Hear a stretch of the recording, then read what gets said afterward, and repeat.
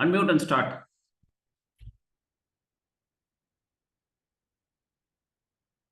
Unmute and start, doctor. Can you hear? Okay.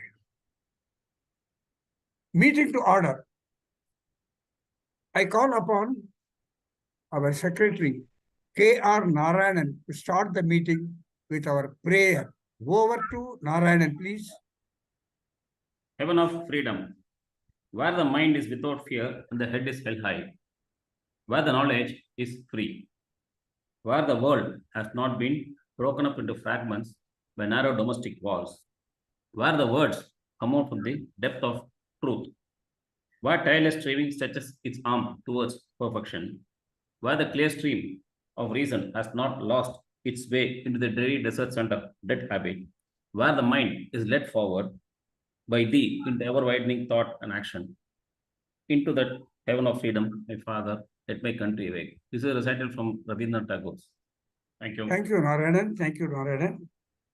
Now, friends on same wavelength, Chennai Anna Nagar chapter, 157th meet. That means you have completed, can you hear? We have completed 13 years, 1 month without a break. I take the opportunity of welcoming all the members, especially my own chapter, members of my own chapter, as well as ICC Cupertino and Fastwall Hyderabad chapter, Fastwall Adayar chapter, Vijayawada chapter, my music group members, as well as other new members who have joined in today's meeting. And I take the pleasure of welcoming our distinguished dynamic speaker, Sri Prakash Seshji. He is a master in physics, IIT Delhi, MBA IIM Ahmedabad, and the director, creative trainer, Nagpur. He is a very, very popular person and a dynamic speaker with a humorous touch in his lectures. And he is very well versed in so many subjects. And he had a lot of friends and is very, very popular among his own society. I welcome you, sir, in spite of your busy schedule. You have come to address us. I must also welcome you specially. The topic he has chosen is a very, very interesting topic. Why religions so popular? I will repeat again. Why religions so popular? So it is his turn to take the lecture. And I take the opportunity of welcoming our sponsor of today's program. It's a B.S. Rao Garu. He is a retired president of Tata Steel Southern Region. I also welcome him amidst our members. And moving forward, I call upon our own member, Mr. Raghupati, to introduce our speaker to all our members. Over to Raghupati, please. Thank you. I take pleasure to introduce our Prakash Seshji. Very short, brief introduction only I am giving because what of time. Good evening, Prakash Seshji and fellow Foslians. Rotarian past district governor, Sri Prakash Sesh, will shortly answer why are religious popular. We still remember his scintillating analysis on life after death in our 148th meet and mellifluous Hindi songs on our sister chapter Chennai Anna Nagar music meets. MBA from IIM Ahmedabad, MSc Physics from Delhi IIT, training courses in internal audit, lead as assessor for ISO 9000 of Quality Management International, UK, or his academics. 72 years young Seshji is happily married to psychologist Mrs. Alka and happy father of Dr. Amit, associate professor at Boston in computer graphics, and CA Nitin, who works in a Pune company. He founded Creative Business Techniques in 1984 to provide management training programs for managers, executives, and students in English, Hindi, and Marathi. His firm coaches youth to face competitive exams and interviews by honing their communication skills and developing their personality to face GMAT, CLAT, etc. It also distributes telecommunication and office automation equipment. He worked for 9 years at Tata International Limited before he started his own business. Starting as a corporate planner, he rose to become MD of Tata's Dewar Tanneries. He traveled widely on business and on Rotary duties. He delivered 3 TED Talks and published more than 300 articles in newspapers and magazines and a popular book, In and Out of the Box. He conducted more than 700 management development programs of 1 or 2 days. See, we can go on talking because there is want of time. I don't want to take much of our time between us. All anxious to hear his speech. His talks are very humorous too. Let us hear now him. Thank you. Thank you, Sheshji. Thank you, Raghupati, for your wonderful introduction of our distinguished speaker. Now, I request our distinguished speaker, Sheshji, to deliver his lecture. Just announce to you, after completion of his lecture, we will have discussion with our members. You can put out your questions straight away to him after the lecture, or you can even write down your questions in the chat box, which will be opened after the end of the lecture. With this instruction, I am now requesting our Prakash Sheshji to deliver his lecture. Over to Prakash Sheshji, please. Unmute, sir. Unmute.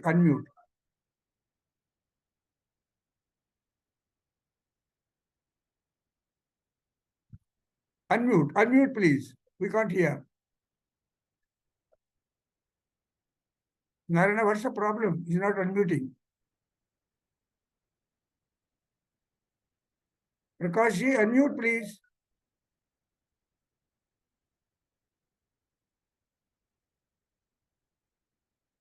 You are doing unmuting well. No, he's not able to do. Yeah. Now go ahead. We can hear. Okay, it kept on saying that the host is not allowing you to unmute. What is all this, Narayana? So I was wondering whether this was a new strategy of FOSWL No, sorry. of calling the speaker and then muting him. My God, never. No, I'm just joking. Don't worry. Are you Yeah. all able to hear me? Yeah, very well. Please go ahead. Okay. Narayana, you take care, please. All right, a namaskar to all of you. I like greeting all the groups that I address with a namaskar instead of a good evening, etc. because namaskar is such a time neutral and a touch safe and a culture neutral kind of a greeting. Yeah, welcome. So I always would like people also to imbibe this habit of saying namaskar. It means very good also. Namaskar means I am bowing down before the goodness inside you. And I mean, which culture can have objection to that? No So, problem. though I was educated in a convent school and I was trained in good morning, good afternoon, good evening, over the last 3-4 years, I have got out of this habit. And I would request you to do so. Okay. Today's topic is why are religions so popular? And I'm not sure, maybe temporarily after listening to my views, this organization, at least for today, could be called Friends Not on the Same Wavelength, because it will generate a lot of discussion. You may not agree with everything that I say. And I'm reminded of a Japanese proverb which says that if two people constantly agree with each other, then one of them must be useless, because what's the point in having both of them? If this guy says A, the other guy also says A. This guy says B, the other guy also says B.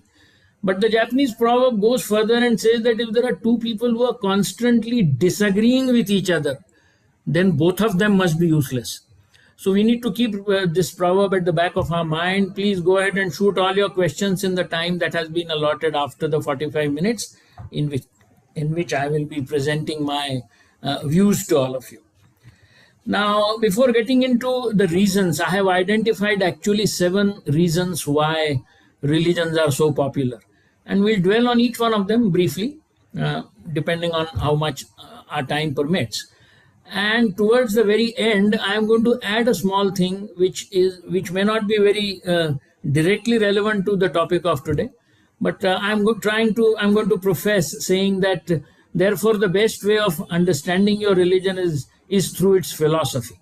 And therefore we'll spend maybe 3-4 minutes on how to understand your religion through its philosophy, rather than maybe rituals or practices or dresses or customs and things like that. But before I start, let me point out some common factors pertaining to all religions, so that we form a good base on which we can then build up.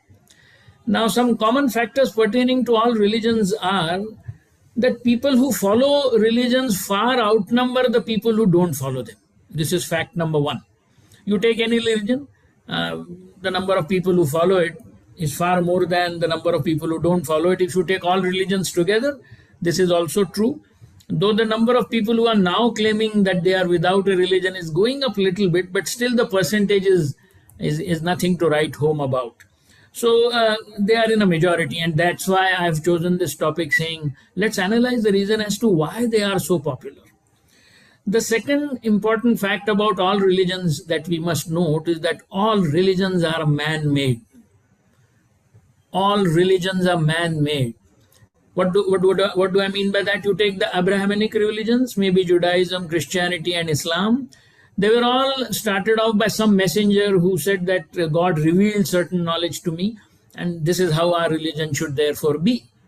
If you come to Hinduism, there is no central figure, no central text, but we have had our Purans and then Vedas and then Upanishads, and things have been followed from generation to generation, many a times by mouth.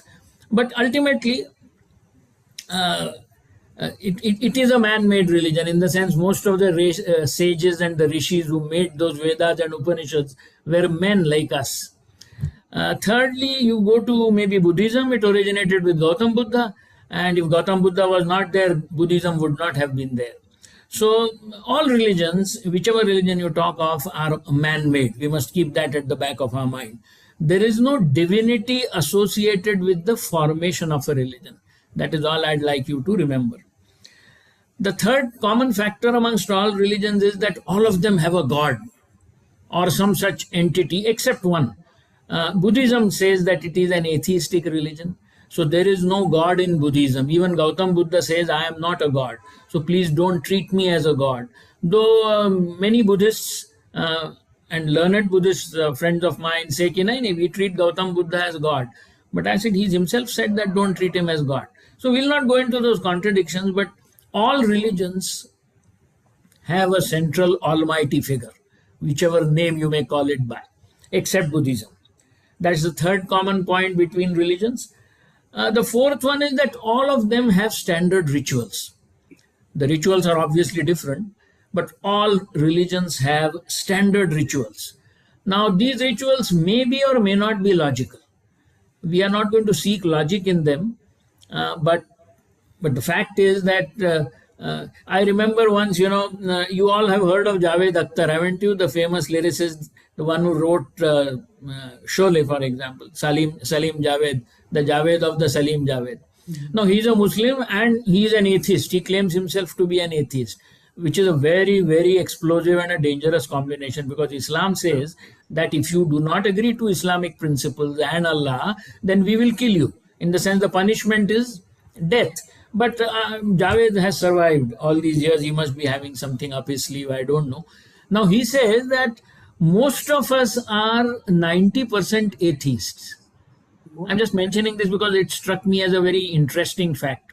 He said, if you presume that there are 10 major religions in the world, then the followers of one religion do not follow the other 9 religions, which means other than its own religion, he is an atheist for 9 upon 10 times.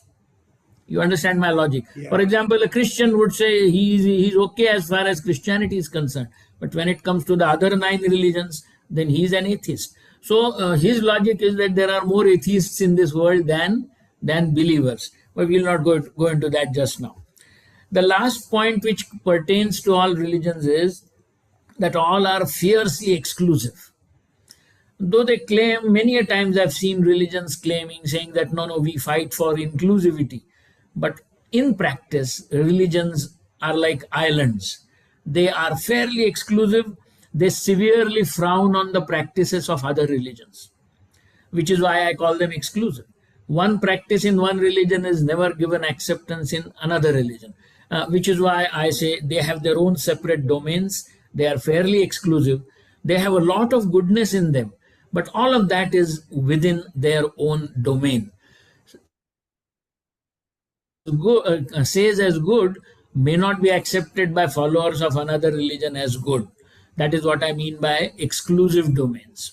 So these were the 5 points which I wanted to mention to you about religions, on the basis of which now we are going to get into the topic on which I am speaking to you, and that is why are the religions so popular? Now, the first point that I have identified is, according to me, these religions are extremely popular is because they offer you a formidable identity. I mean, today we have an identity of what? You have a passport with you, you have maybe an Aadhaar card with you. We are all talking of these government-made identities, which, they give us a fairly good identity. Wherever we go, we can show that document and probably, prove our existence, something like that. But religions offer a formidable identity. If you are a Hindu, then that's it. You are a member of that clan, and you will be very, very reluctant to give away this identity, even if you don't agree with the principles of Hinduism.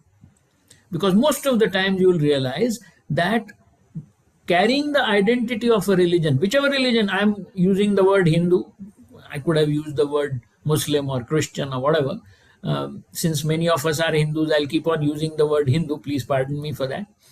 So it offers you a formidable identity. There is no identity in the world which is stronger than your religious identity. I mean, so that's one. The second is they offer extremely strong fellowship. I mean, the religious fellowship groups are the strongest, far stronger than, I'm sure, friends on the same wavelength. They offer you tremendous fellowship. I'll just give you an example. You can imagine that when two Sardars meet each other anywhere in the world, I mean, there is tremendous fellowship amongst them because they can immediately recognize each other, because Sikhism has these outwardly identifiable sense of address, that pagdi and kirpan or whatever you have. If you come to other religions where these things may not be very obvious, imagine you meet a Tamilian in Greenland. I'm just using Greenland because I don't think there are many Tamilians in Greenland. And suppose he offers you rasam and hot idlis. Oh, you'll feel such a strong fellowship with him. Why? Because he is a Tamilian, number one. And secondly, he's offering you warm idlis as you are used to eating in Chennai. So it offers you a phenomenally strong fellowship. Imagine you go to Iran. I'm just giving you these examples. They may sound a little funny, but I'm just putting them across in order to prove my point. You go to Iran and suddenly you find a Vishnu temple there. I mean, I don't know whether Iran has a Vishnu temple of Vishnu at all. But in case you find a Vishnu temple and which is serving payasam as prasad, you go there, there is a worship, and then they give you payasam for prasadam. Oh, you'll be thrilled. You'll say, "Yare, this is what it is. This is what Hinduism is. Look all the way across in a Muslim country. Look at the camaraderie that I'm experiencing." So all that I'm trying to tell you is that religions, same with Christianity. You go with a cross in the neck, a hanging cross in your neck, and anywhere in the world, another Christian will suddenly start feeling very good about you, though you may be a rascal. But he'll start feeling very good. His preliminary conclusion about you would be that you are a good person. Why? Because you are a fellow Christian. So therefore, one of the reasons, not the most important, but one of the reasons why religions are popular is because a human being gravitates to those places which offer him fellowship and identity. In fact, one of the reasons why this FOSWL is continuing for 13, 14 years without a break is because of the strong fellowship that the organization offers. But even that is nothing as compared to the religious fellowship that is offered to any one of us. So this is the first reason, according to me, why religions become very popular, because they offer you a formidable identity. and they offer you a very strong fellowship. Okay, let's go to reason number 2. My reason number 2, which I have identified about why religions are popular, is because they are very easy to follow. I mean, there are no entrance examinations for you to become a Hindu. There are no qualifying examinations with quotas and things like that for someone to say that, okay, from today onwards you are a Hindu. There are very, very little, there are very, very small, I mean, there are no thresholds at all for you to become the part of a particular religion. There is no minimum educational qualification required. All the religions, in fact, suggest that praying is the best alternative, and to pray you don't require any formal training. You can pray any way you want, anytime you want, anywhere you want, with or without supervision. I mean, supervision will probably improve your efficiency of praying, as religions claim, but otherwise praying is one of the easiest things that could come to us. In fact, it is so easy that we are all born into a religion. So even, I mean, imagine if I compare something to what we have in our educational field. Suppose your family contains all engineers, your mother, your father, your brothers, sisters, all are engineers. And suppose if you were born in that family, you could also be called an engineer from day one. How would that sound? You don't have to go through all those 12th class examinations and then 4 years of engineering. You don't have to work your neck off in all those difficult technical courses. You become an engineer by birth. Why? Because everybody in your family is an engineer.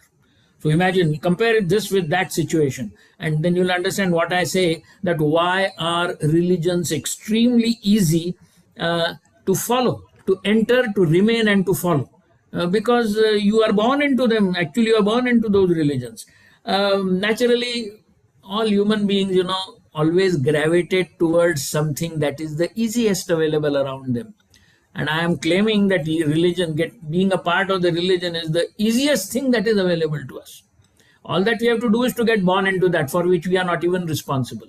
Our parents are responsible. So, I mean, as a birthright, you get what we are now calling as religion.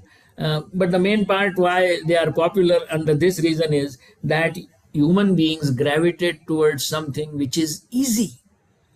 And becoming a part of a religion is the easiest thing that I can think of. If you can think of anything else which is easier than this, please let me know. Let's go to reason number 3. Reason number 3, according to me, is all of these religions, most of them, at least let me tell you, most of them, they offer the possibility of an afterlife.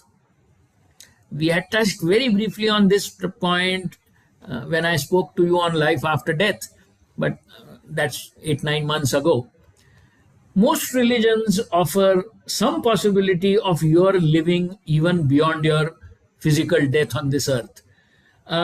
If you go through, I'm coming back to Hindu examples once again, if you go through our mythology, you will find that in our mythology, the most coveted award that anybody looked for after doing a lot of tapashcharya. You do a lot of tapashcharya in front of the god, then the god comes and asks you to ask him for a boon. And which is the most popular boon in our mythology? It is that of immortality. Saying that, Mujhe amar kar do bhai, please make me immortal. Do you know that even Ravan asked for this particular boon? He's supposed to have done 10,000 years of meditation, and for each 1,000 years of his meditation he would cut off one of his head and offer it to Lord Shiva. That's what the mythology says. I don't say that. And then on the 10th year, when the time came to cut off the last head, then Lord Shiva thought that if I allow my bhakta to cut off his last head, he will die. And what will people think? People will think that I don't become prasanna on people who do so many tapasya for me. So he appeared. And then he asked Ravan, okay, what is it that you want? And do you know what Ravan asked? Ravan was one of the most intelligent characters in our mythology. He's sometimes more intelligent than even Ram. But do you know what Ravan asked? Ravan said, make me immortal. I'm not going into that story further, but I'm only trying to prove my point that a human being, for a human being, you and I included, If someone tells you tomorrow that I'll allow you to live for 300 years in normal health as you are now, whenever you are at 40 or 50, I'll allow you to live till 300. I mean, I don't want to live with diabetes and cancer and everything for 300 years. But if he promises you that you can live like this for 300 years, which is like close to immortality, I'm sure we'll plump for it. We'll say, please tell me, what should I do in order to get this boon? So my point is that immortality is something that all of us are looking for, whether we admit or not. And most religions offer immortality in some form or the other. Obviously, they don't say, let's come, I mean, different religions offer it in a different form. Like Hinduism will say, your soul will escape the body, then it will come with another body and take rebirth on this earth. But you are living. I mean, though you may not recognize that I am staying, what was I in my previous janam and what am I today? I will not recognize, but they say, see, if you follow our principles, you are likely to get rebirth, which means your death can somehow be postponed. You may live in another form. And that's a very comforting thought. Islam offers all kinds of things. They have Jannat and Jahannam and those 72 virgins. All kinds of things they have to offer you after you die. So therefore, according to me, this is the most enchanting reason for the popularity of religions. In some form or the other, they tell you or they try to convince you that if you follow what we tell you to do, then you are likely to, in some form or the other, live beyond the death that you are going to suffer on this earth. We will not go into greater details, just as a reason I am telling you. Isn't it an enchanting thought that I will not die, that I will continue on this earth, maybe in some other form, if I follow the principles of what this religion is asking me to do. And therefore, this is the third reason. I'll just repeat the three that I have told you. First reason, I told you that they offer extremely strong fellowship and a very formidable identity. Reason number two, I said, religions are extremely easy to follow. And therefore, since human beings naturally gravitate towards something that is easy, they gravitate towards religion. That is the reason. And the third reason, which I have just told you about their popularity, is the tantalizing prospect of somehow living after your death that all religions promise. Okay, the fourth reason now. Let's go into reason number 4. Now, religions claim to know everything. There is no question which a religion will say that I do not know the answer of. I mean, even Albert Einstein will say that, sorry, I don't know how this entire universe was created. There are still some doubts in our mind about how the Big Bang took place. Fine, because of the Big Bang, all this is happening. But why did the Big Bang take place? So Einstein will admit, saying that we really don't know. Why Einstein? I'm talking of even today's astrophysicists. They will admit, most of the scientists admit, saying that their knowledge goes only up to here. And beyond that, they do not know. As of now, they do not know. They're trying to find out. For example, we are soon going to have thought-controlled devices. So that, I can start a Zoom conference on my laptop by just thinking, saying that I want to have a Zoom conference with FOSWL.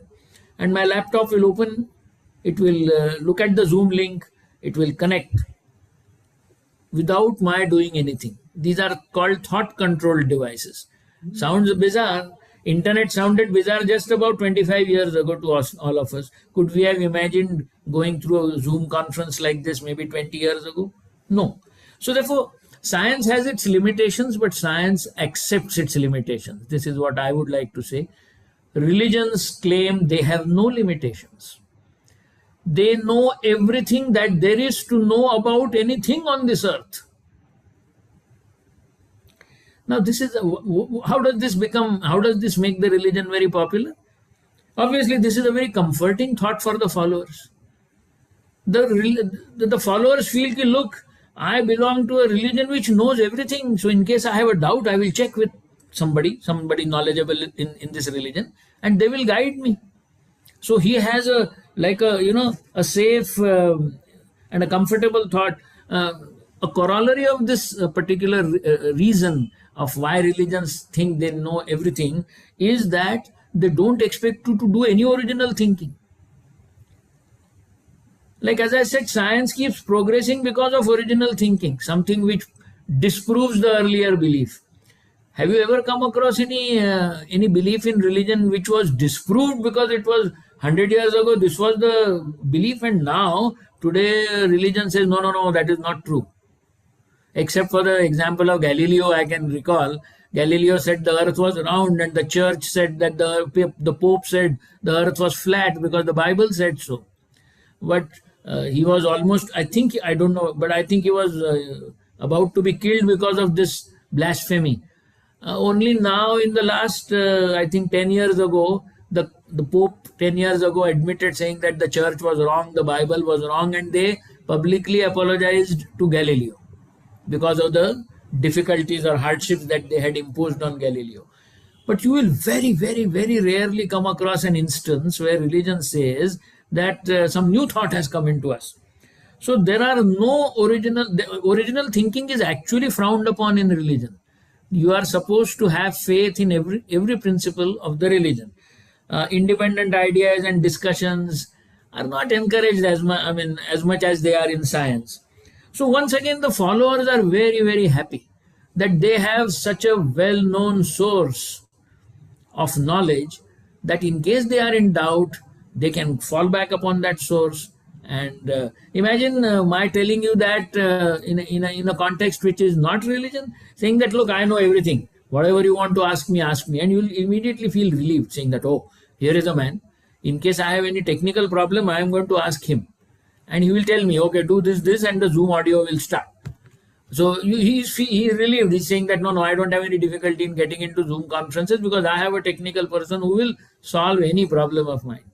Similarly, religious followers have this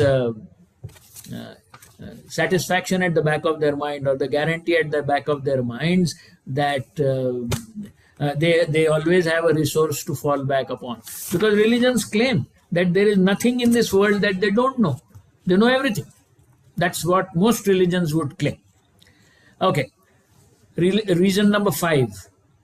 Reason number 5 says all religions have floated this idea of a benevolent supreme entity. This is something which we said right in the beginning, that all religions say that there is an almighty power called God or whatever.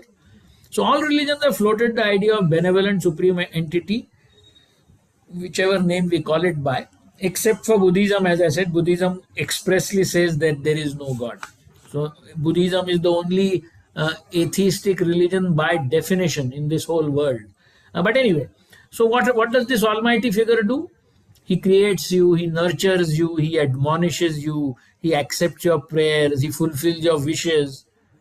Then devotees will compete with each other in order to get his benevolence, get special favors from him. They show loyalty to him.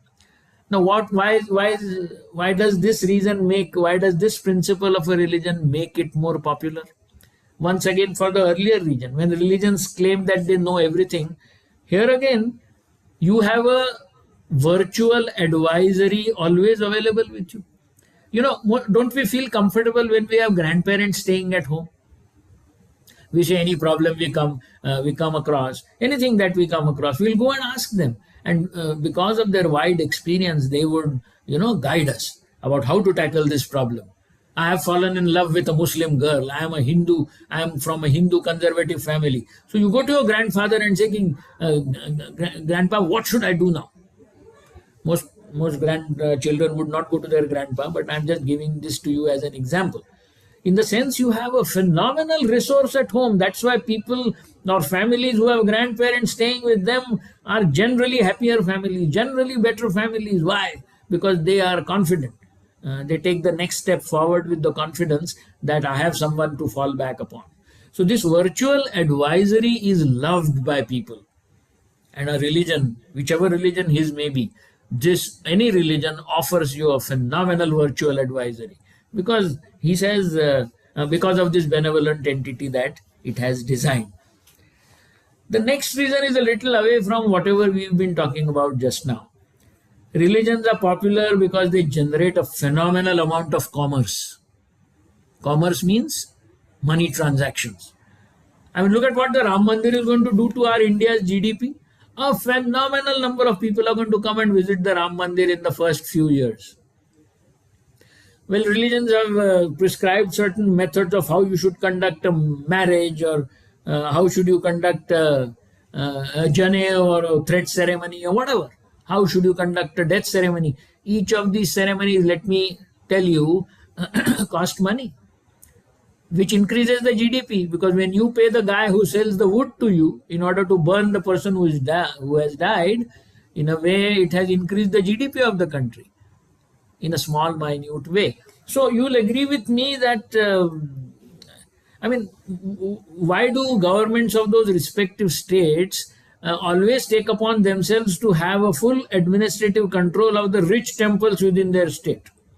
You take Tirupati Balaji, you have the Andhra government controlling that. Now the chief minister of Andhra is a Christian. Somebody who's on the board of directors of that Tirupati, I believe, was the maternal uncle of the chief minister. I mean, we are not getting into all the pluses and minuses of that. What I'm saying is that they are so rich. You go to Sai Baba in Shirdi. Why is the Shirdi temple considered to be a... any government changes in Maharashtra, the first thing that they'll do in the first few days is to appoint their own chairman of that board of Sai Baba. Why? Because it has a collection of 2 crores a day, 1 crore a day. Same with Siddhivinayak in Mumbai. So there are many examples. Now, the main thing that I'm not trying to tell you what the government does and how politicking they do. I'm trying to tell you religion generates a phenomenal amount of commerce, which is why they are popular. I mean, it will feed you if you are engaged in a religious activity. The chances are that it may be good business for you, because people will get married, people will die, people will go to temples. So the flower wala, the garland wala, the mithai wala who offers you the prasadam, every one of them, runs their business properly. So there is no element, according to me, there is no element, there is no element as powerful as a religion to generate commerce. I mean, and all, anything that generates money is always popular. So this is also one of the reasons why religions are popular. Let me come to the last reason number 7. And according to me, this, to my mind, is probably the most important reason of why religions are popular. And this reason says that just like they generate a lot of commerce, religions generate a lot of fear in your minds. What if I don't observe Ramzan during Ramzan? What if I don't keep this fast on Ekadashi? What will happen to me? Will I be cursed? This fear that gets generated in you as a result of being a part of that clan or the community or the religion acts in a phenomenal manner about your not leaving that clan or community. And that's why we call them popular, because the numbers keep swelling. Even if some people leave, we talked about the ID that the religion offered to you right in the first point. And I would like to add to that it's not that some people do get converted from one religion to another. But instead of this ID, now they claim the other ID. What is important is that they have this ID with them, whichever ID you call that to be. So religions generate a lot of fear, and why I consider this as the most important part of why religions are popular is mainly because fear makes a person, a human being like you and I, do so many things which happiness will not compel us to do. Imagine the local ruffian or gunda in your locality. He threatens you that you have a very profitable shop on this street and I'm going to come every month to collect 10,000 rupees from you. And if you don't pay me that hafta, we call that hafta in Maharashtra, I don't know what you call them in Tamil Nadu, but if you don't pay me that hafta, I'm going to come and damage your shop, I'm going to trouble the girls of your family. Now imagine living under that fear. You will discuss and discuss in your family saying that I don't have the power to do anything. If I report to the police are hand in glove with that guy because that guy pays the police. So therefore, police is not, they will show as if they are protecting me, but they will not. So ultimately now I have to, look after myself. And the kind of fear that it generates in your mind is phenomenal. It will destabilize your family and mental peace. And you will then ultimately probably end up negotiate with him, and instead of 10,000, convince him to take 8,000 and pay him 8,000. Ultimately, what has happened? You have accepted the practice because of fear. Now, religions may not show you upfront, something. They will tell you stories about that there was a guy who did not do this fast, and look what happened. Within a year, his family members started getting sick, and they gradually they died, and all kinds of stories they have. So religions generate a lot of fear. So let me quickly tell you the last 4 which we said. I had already repeated the first 3. I'm then going to come to my last 5 minutes portion about what should we then do about religion. Should we understand religion by its practices and rituals and things like that? Or should we understand the religion through its philosophy? And, at least try, and I have no objection in your making religions popular. I have absolutely no objection. I mean, I'm not against the popularity at all. I'm only analyzing as to why they are popular. So let me quickly, in a minute, once again recite the 7 reasons. So first one, we said they offer strong fellowship and formidable identity. Secondly, we said they are the easiest thing to follow. No qualification, nothing required. You are actually born into a religion. The third is they offer you the tantalizing possibility of living after your death. The fourth is they claim to know everything. And therefore, this is a very comforting thought that if I have a doubt, imagine having, while giving your examination, if the invigilator tells you that any doubt you have, just ask me and I'll give you the answer. Or you will say, oh, wonderful, I have never given an exam like this. Any doubt I have, I'll quickly check with the invigilator and I'll get 100% or whatever. So religions claim to know everything. Number 5 was religions have floated this idea of a benevolent supreme entity. And it's fine. I mean, I have nothing against that. But why have they floated this? Because this person, this entity is, kind of omniscient, omnipresent, omnipotent. He is a know-all. He doesn't go wrong anytime. And therefore, you feel very good at belonging to such a religion which has such an entity. And all religions have different entities, but they do have. The 6th reason we said was that it generates a phenomenal amount of commerce. And anything that generates so much amount of money is obviously going to be very popular. And the last we said was that they generate a lot of fear. And according to me, though this is not really the right reason, but one of the major reasons for the popularity of religions is the fear that they are able to generate. They will not claim that they are generating fear, but they do generate fear by their actions. Okay, we are coming to the last 5 minutes of mine. Now, I have come across people who don't want to understand religion through their philosophy. Every religion has a philosophy of its own. I'm not saying that the religions are without philosophy. But the followers are not interested in understanding the philosophy because of that thing which I told you. They want only to understand the easy things of the religion. Understanding philosophy is not so easy. It is difficult. So suppose I ask you a question. I am once again coming back to Hinduism because many of us here are Hindus. So suppose I ask you saying that, why are you a Hindu?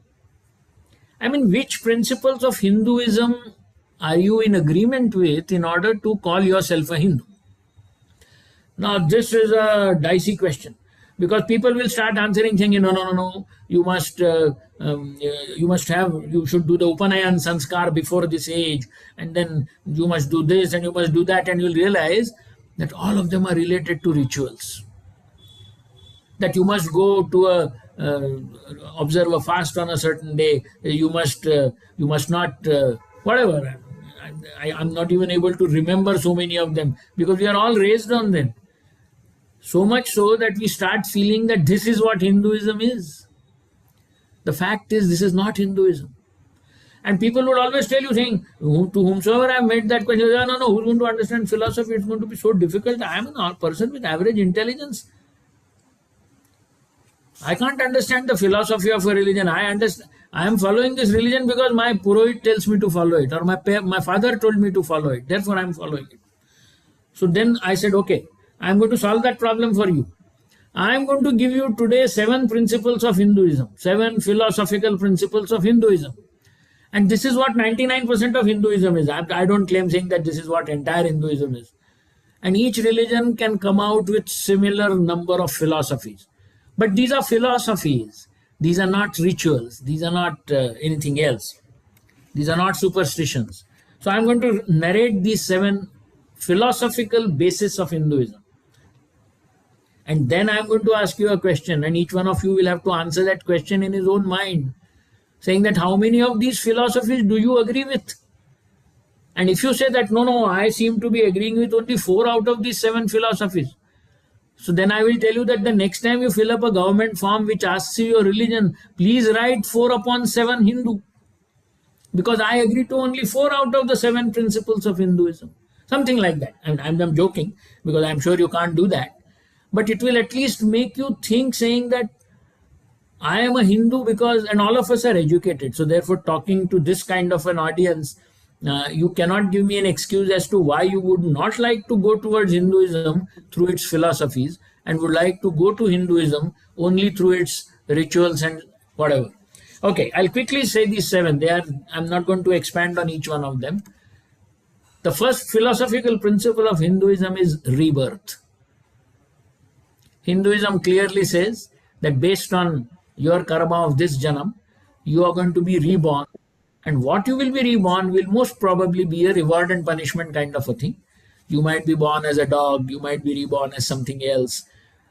The fact is, do you agree to this kind of a thing? Which also means that today as we exist, we existed as something else in the previous janam, and we are going to exist as something else in the next janam, depending upon what we do in this janam.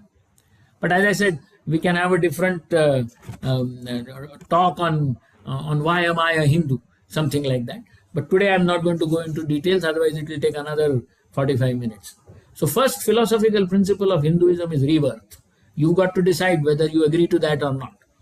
The second philosophical principle of Hinduism is moksha, which means Hinduism clearly says that all my followers must not live. I mean, it's a question. You are staying, then you are accumulating property, you are running businesses, but what is your ultimate objective? Ultimate objective is moksha. And what does moksha mean? Moksha means to get out of this cycle of birth and rebirth. Because Hinduism says you will keep on getting reborn based on your karma. But the correct objective of Hinduism is moksha. That means you must do things which will allow you to get out of this cycle. That is what our current objective is. And not the current objective is not to hold 200 meetings of FOSWL. I mean, I'm joking. So the third philosophical principle of Hinduism is Advait.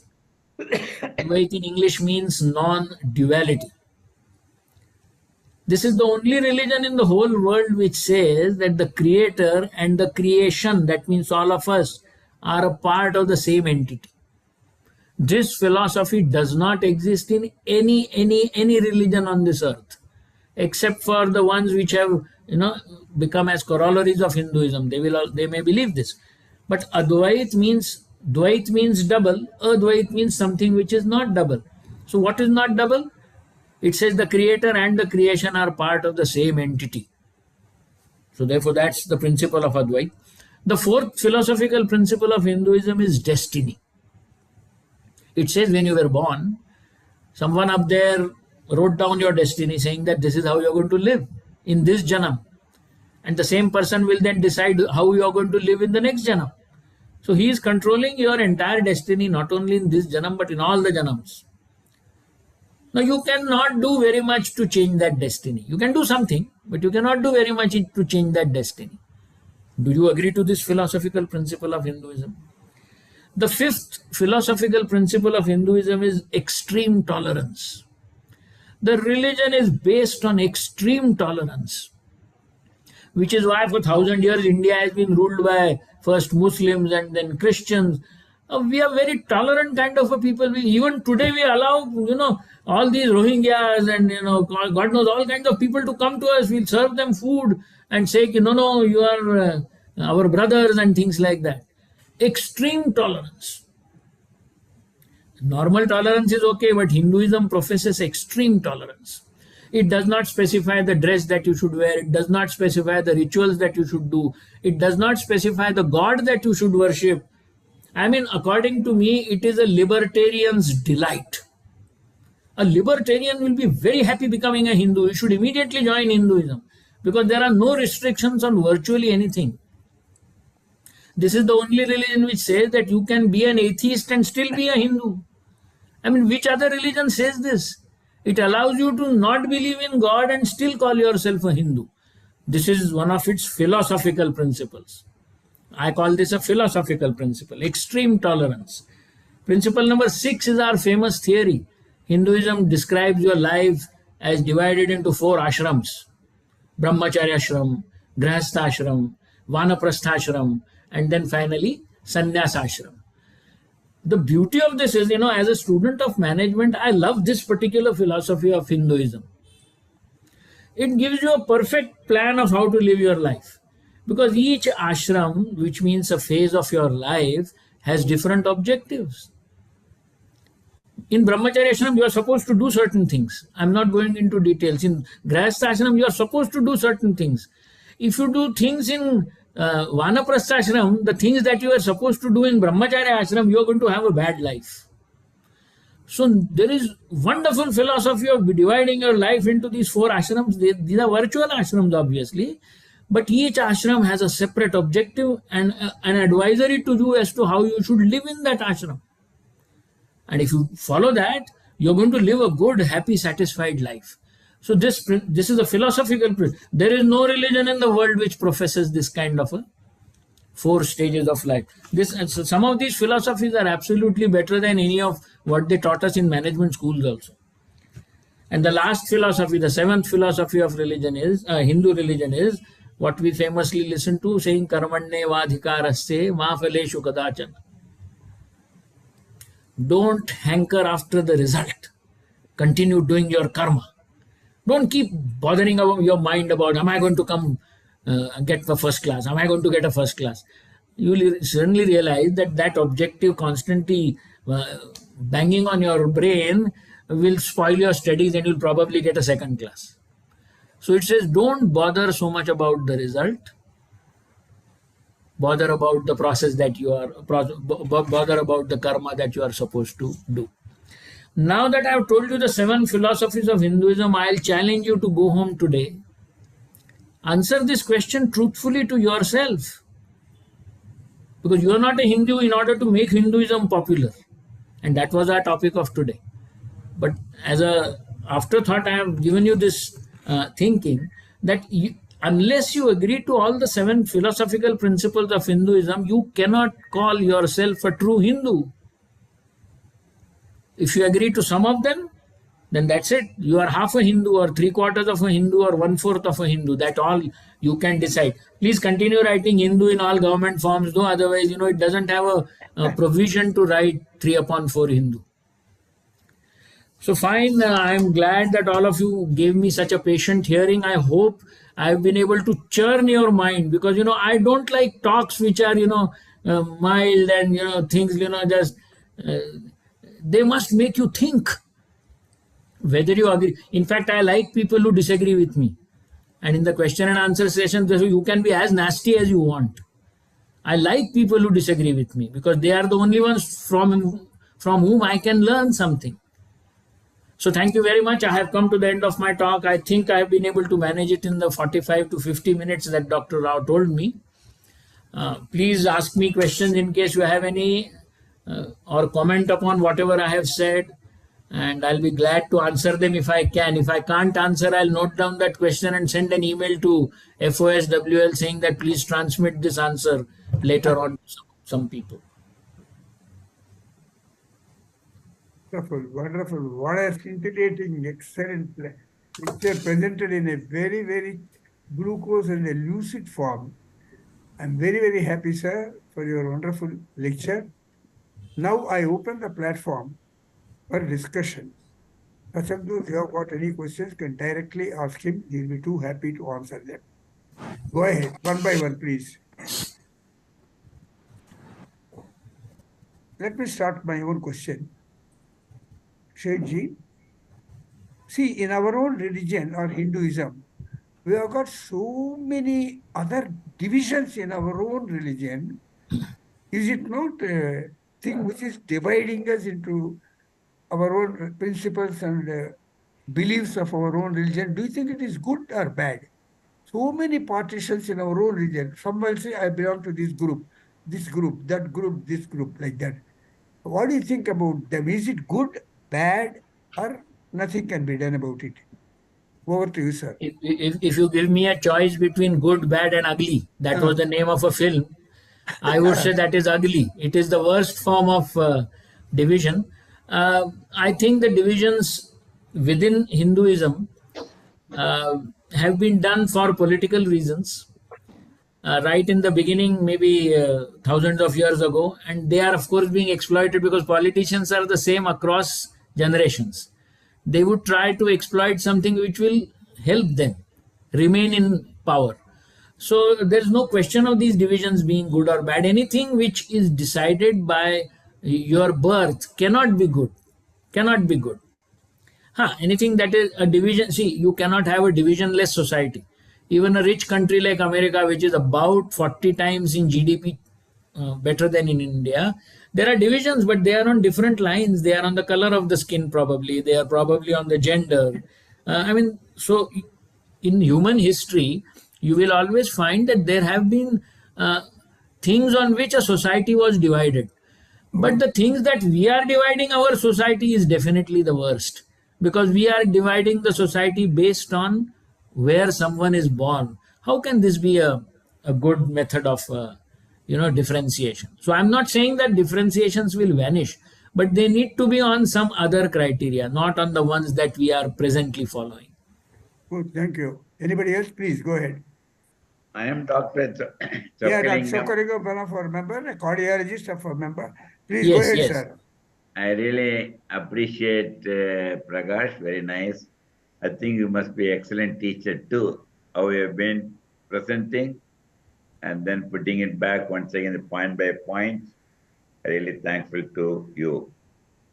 I think, is my feeling, the mankind done the worst thing possible ever since they were born in the earth. They created God. மனிதன் செய்த தவறே கடவுளை படைத்ததுதான் செய்த தவறுன்றேன். Whether கடவுள் நம்மளை படைச்சாரா இல்லையான்னு தெரியும். I don't know whether God created us or not. Our human beings created God, divided people, constantly fighting in the world.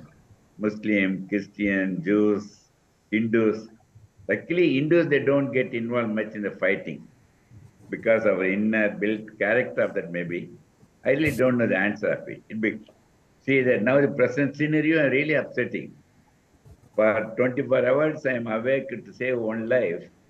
Next day morning, when I see the newspaper, thousands of people are being simply killed. I really don't know. What is your comment, Prakash? I 100% agree with you. I am also of the firm belief that God has been created by man for different purposes. And therefore, once the man starts creating God, then he has some hidden motive behind that. So different people create different gods, just like different political parties have different colored flags. If BJP has a Bhagwa saffron flag, then someone else comes with a green flag. The third party comes with a blue flag. Why? Because they want to maintain their separate identity, which is also the reason why that if Hinduism is one of the oldest religions, so it has created certain gods. Now someone else will say, no, these gods are not accepted to us. This is our God. So therefore, I completely agree to your proposition, Dr. Chokkalingam, that God has not created men. It is men who have created God. Good. Anybody Another else? thing what I was thinking, Sharma, Ah, when the religion started, and then caste process came in. Various castes, different states, different people within our Nadar, Iyer, Mudaliyar, all the things are all really enormously dividing people like anything. And I used to tell the most difficult thing in the human being for anyone in the earth is live as human being. That may be the most difficult thing. I don't know with what direction you are going, unfortunately. I think you at least tell them and spread this message, what Prakash is saying. You at least put some effort to make our society more peaceful, thereby everyone can live in there. I really appreciate Prakash for the excellent yeah. lucid presentation. Anybody Thank else, you. please? Hello, Anybody else? good Yeah, evening, please. sir. Please go ahead. Good evening. Yes. Can you hear me? Yeah, very much, very much. One thing I didn't like, it is religion you said, but you did only on Hinduism. I expected all the religions you concentrate, or you told only about Hindu religion. One more thing, you said mythology. Ramayana is not a mythology. Then every religion has their own issues and own problem. Our Hindu problem is we always think about our problems. There are so many problems in other religions. We never bother, we never highlight them. We always think we are the worst. Because we are all the time, we are taught like that. Then we don't know about real philosophies, real Upanishads and Vedas, and everybody starts talking about religion and philosophy. They don't, just like I myself, I cannot talk about operations and medicines. Like that, everybody should have some authority to talk about religion and philosophy. I want to tell you this. Okay. Say Prakash ji, she happened to be my wife. My wife. Acha, okay. Go ahead, sir, go ahead. I'll just mention a sentence or two what she was saying. Yeah. Ma'am, I clarified right in the beginning that since I am born in a Hindu family and most of us here on this Zoom conference are Hindus, I'll quote Hindu examples.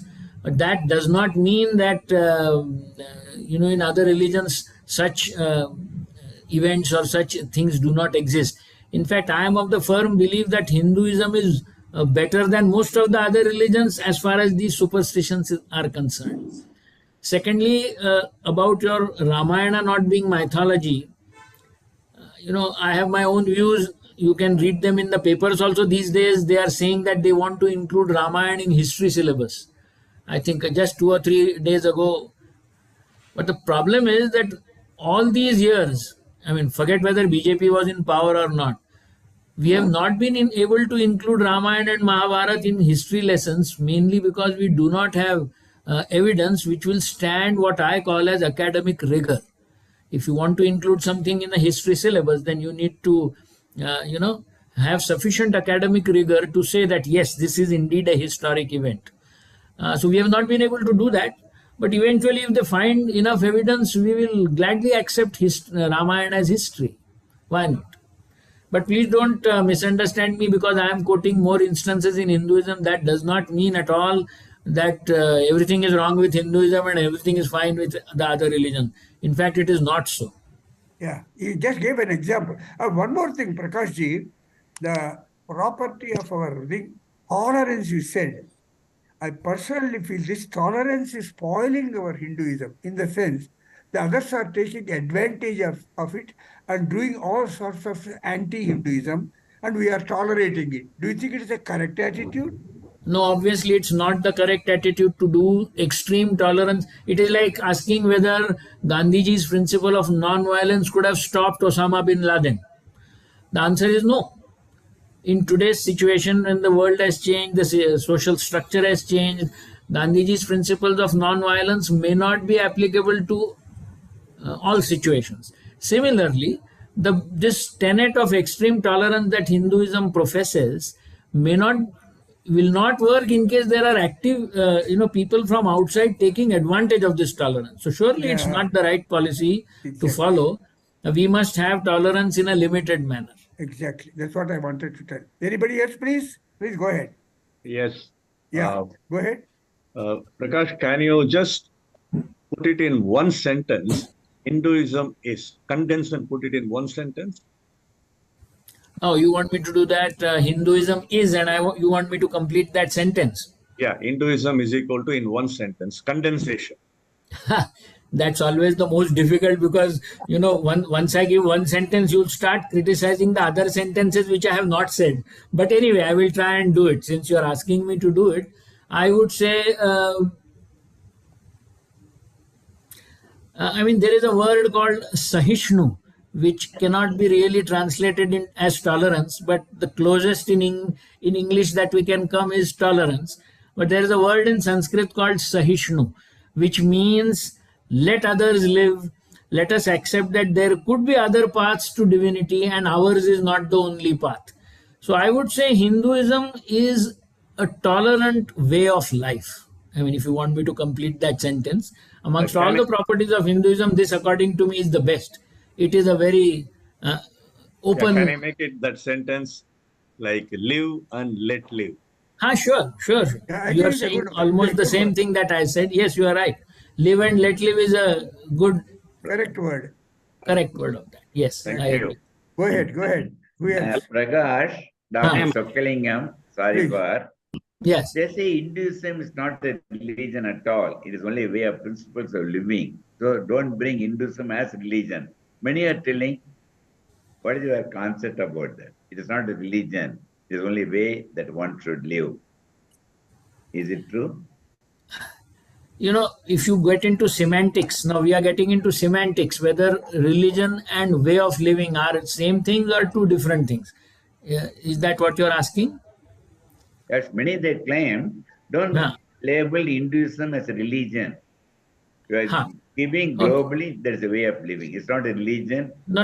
I'll tell you why people claim like that. People claim like that because Hinduism does not have a central text. It does not have a central figure. Like Christianity has the Pope. Islam has Muhammad Paygambar. And so Hinduism doesn't have a central figure whom we can point out towards, which is why they say that Hinduism is more a way of life. Okay, fine. That's fine. Very good. Another way of defining, 1 minute, another way of defining religion is related to region of your origin. If you're going to connect, will it become religion? Region of your origin. Your origin, where you are originated. Now, you originated in the womb of your mother. Where else did you originate? So all of us have originated in the womb of our mother. Now, most religions claim, for example, I'll tell you a Christian example. There was once you can go to YouTube and look at a debate, a 1 hour debate between Richard Dawkins, who is a very famous atheist, with the Archbishop of Canterbury, who of course are the completely opposite of him. And they kept on debating for 1 hour at Cambridge or Oxford, I don't remember. Okay. Where the Archbishop kept on maintaining, saying that the child is conceived in the womb of the mother, but who gives it life? And they said, no, you require God to give you life. So therefore it is the God which is giving him life. Now that thing went on for an hour. Finally, they voted on it and nobody won the debate. So most religions claim that there is some divine element into making us in our birth. I personally feel it's a purely biological process. We all know how a child gets born. The sperm of the male mixes with the eggs of the female and you get a boy or a girl or whatever. And we even know how to get a boy and how to get a girl. Other than that, I personally feel there is nothing more to it. Correct. That is what my opinion is. Wonderful. And unfortunately, recent times in our Tamil Nadu, I don't know, I'm not saying I'm agreeing or disagreeing, the Sanathanam is become the greatest point. They call, I think Sharma may be knowing, Sanathanam, is it? There is a Sanatana Dharma. Sanatan Dharma, okay. So that they have been disputing. I don't know really. And What is what he wants to know, what is your view on Sanatana Dharma? Prakashji, proceed. No, what do you want me to say? Something on Sanatan Dharma? What is your point about Oh, no, no. Sanatan Dharma is a word. You know, what does the word Sanatan means? It can be broken up as Sanutan. That means something which never ages, something which is always new. That's what Sanatan means. And Dharma, obviously, the word means a set of duties and principles that you need to follow in certain situations. So, Sanatan Dharma, people claim, I mean, Hinduism is called as Sanatan Dharma mainly because it has principles which never age. They always are new and applicable to any situation.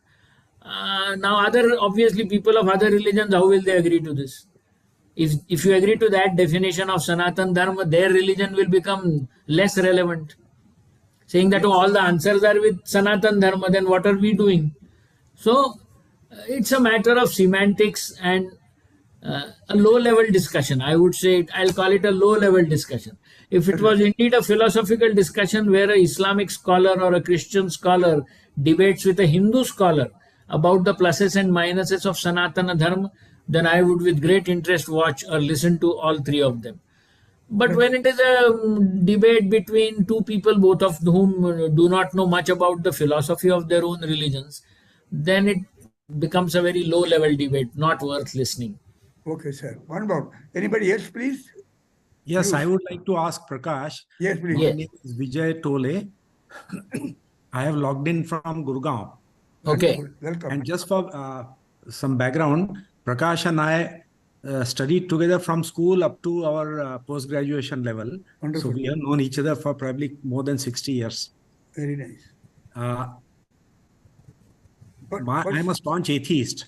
And Very I am good. Go ahead. anti-religion and I am anti-God. So this is a disclaimer. No problem. You go ahead. You give your own views.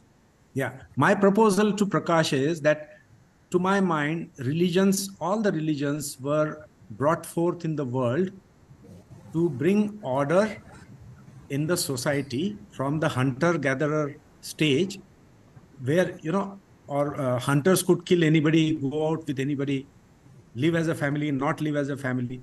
So to bring some kind of order in the society, religions came up. Whether it is Hinduism, whether it's Christianity, whether it is Islam or Buddhism, and they all had a set of principles. So to that extent, there was an attempt to codify the principles of civilized living. Is that a reason why when people even today are looking for some anchor in life, they cling to religions? Because that is one point where they can say, okay, this is something which has been there for so many years. What is your view on this? No, I completely agree with you that that's how religions started, in order to bring a social structure which would help human beings live more peacefully, better. The moment the element of divinity entered this concept, gradually an element of divinity entered all the religions, and everybody's almighty was different. We had Brahma, Vishnu, Mahesh in Hinduism, they had Allah in Islam, and then they have Jesus Christ somewhere else. Now, these concepts were actually not required to maintain the kind of social structuring and order that you talk of, and which is how religions could have started. I mean, they were systems of, I would say, management at that point of time. The moment you injected divinity into that, the differences started cropping up. So I agree that that's how religions started, but they have now deteriorated into, I'm using the word deteriorated because it has more minuses than pluses. Yeah. They have deteriorated into fighting with each other's divinities. That's what I would say. Excellent. One last question, last point. No, need not be lost. You go ahead. Yeah. Okay. No, from my side.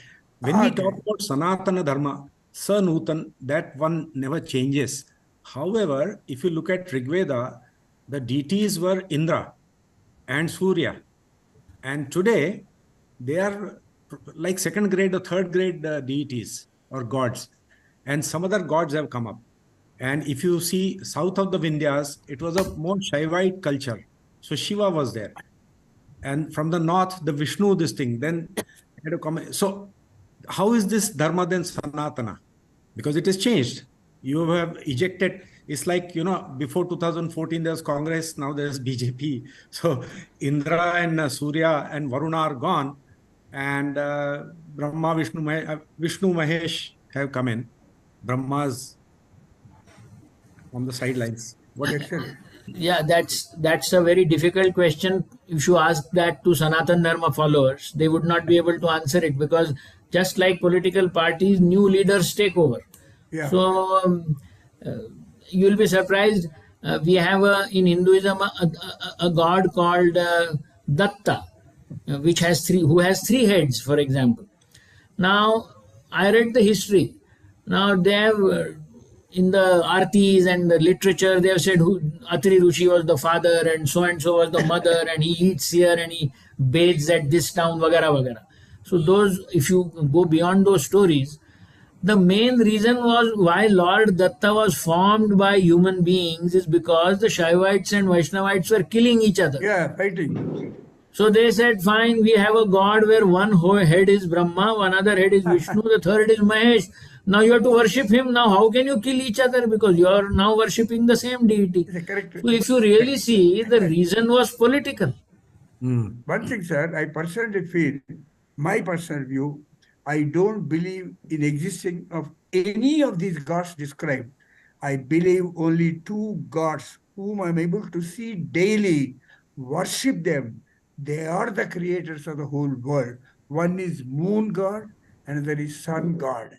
I do not label any other god as a god at all. All are imaginary created gods.